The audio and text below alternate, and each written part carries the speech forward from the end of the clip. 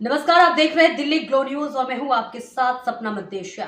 शुरुआत करते हैं आज की कुछ खास खबरों से। बजरंग पुनिया पर लगाया गया 4 साल का बैन। डोप टेस्ट देने से किया इनकार।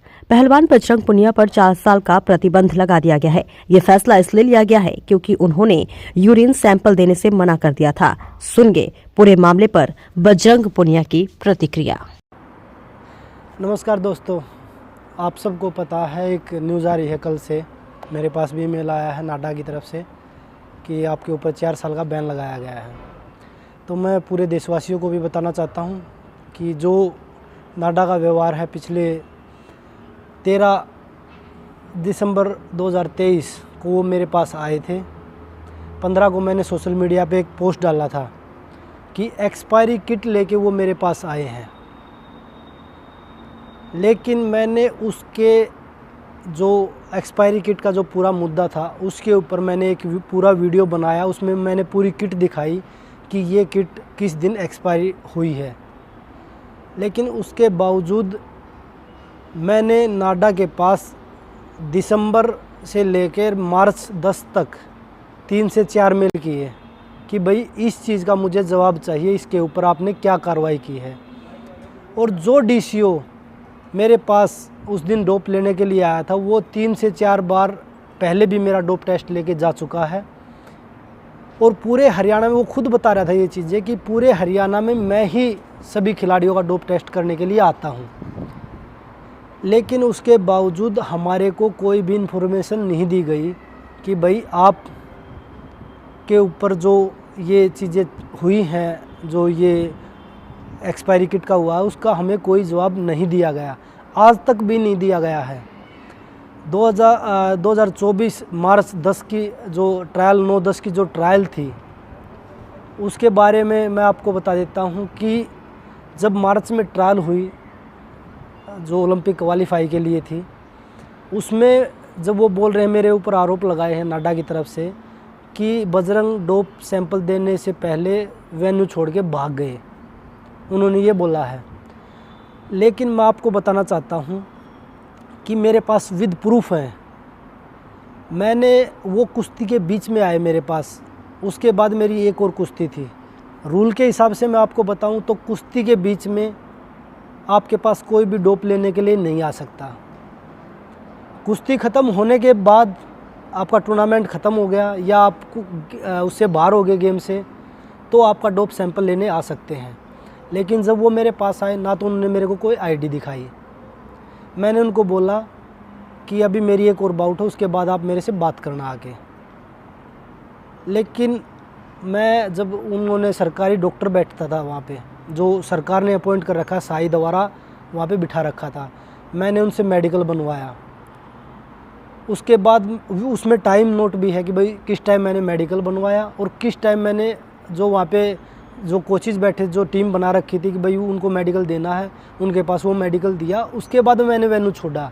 उसके बीच में मेरे पास कोई भी नाडा की तरफ से डीसीओ इन्फॉर्मेशन देने या आपका डोप टेस्ट होगा मेरे पास नहीं आया। उसके बाद फिर उन्होंने एक पैनल बनाया, पैनल में मेरी हीयरिंग हुई, उस पैनल ने मुझे बहाल कर दिया। उसके बाद दोबारा से 1-2 महीने बहाल करने के बाद दोबारा से फिर एक और पैनल बनाया गया, मुझे फिर सस्पेंड कर दिया गया।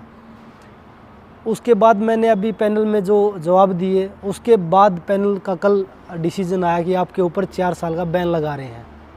लगा नहीं रहे, लगा दिया है। तो मैं पैनल से पहले वो बहाल करते हैं, फिर दूसरा पैनल बनाते हैं, उसमें फिर सस्पेंड कर देते हैं, फिर वो बैन लगा देते हैं। तो मैं आपके माध्यम से ये पूछना चाहता हूँ कि क्या ये कसूर महिला खिलाड़ियों के साथ खड़े होने का है कि भाई हम उनके साथ क्यों खड़े हुए? ये पूरा आंदोलन के टाइम से ही चल रहा है। आंदोलन के समय जब हम प्रोटेस्ट कर रहे थे महिला खिलाड़ियों के साथ में, उस समय मेरा 6 बार सैंपल हुआ और मैंने एक बार भी मना नहीं किया। उस समय भी हम टूर्नामेंट नहीं खेल रहे थे। अगर हमारे मन में ये चीज़ें होती तो हम उस समय भी मना कर देते, लेकिन तब भी हमने बोला था कि हमें टारगेट किया जा रहा है सरकार के द्वारा।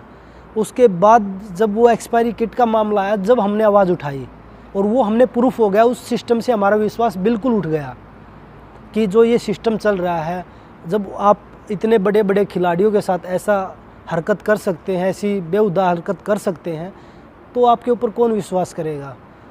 जो आप ब्लड सैंपल की जो किट लेके आए थे, जो इंजेक्शन, अगर मैं मेडिकली बोलूँ, जो इंजेक्शन आप एक्सपायरी हो रहे हैं वो मेडिकल हिसाब से भी हम नहीं लगा सकते। टेस्ट लेने की तो दूर की बात है, डोप को हटा दे तो मेडिकल सिस्टम में भी अगर कोई एक्सपायरी किट है तो उसको हम यूज़ नहीं कर सकते। आप तो उसमें खिलाड़ियों का सैंपल लेने आए हैं, उस सैंपल के अंदर हमारी पूरी लाइफ, गेम की पूरी लाइफ रहती है। अगर कोई खिलाड़ी सैंपल में आता है तो उसका पूरा कैरियर ख़राब हो जाता है। लेकिन मुझे लगता है कि प्रोटेस्ट की वजह से खिलाड़ियों को टारगेट किया जा रहा है, क्योंकि 1-2 महिला खिलाड़ियों के पास भी ये चीज़ें आई कि आपके पास डोप वाले आए होंगे। आपको एक चीज़ और बता देता हूँ, जब डोप वाले आते हैं तो हमें खुद पता नहीं होता कि आज हमारे पास डोप वाले आएंगे, लेकिन जो बृजभूषण के जो लोग थे उनको ये चीज़ें पता रहती हैं कि आज आपके पास डोप वाले आए हैं। अगर आप इस चीज़ से पीछे नहीं हटोगे तो आप डोप में भी फंस सकते हो। तो ये बड़ी शर्म की बात हमारे देश में कि जो लोग, जो देश की बेटियां अपने लिए न्याय मांग रही थी, जो किसान भाई अपने लिए न्याय मांग रहे कि भाई हमें अपनी फसल का न्यूनतम मूल्य दीजिए, उनको न्याय नहीं मिला, उनको लाठी डंडे मिल रहे हैं, उनको रोड पे घसीटा जा रहा है।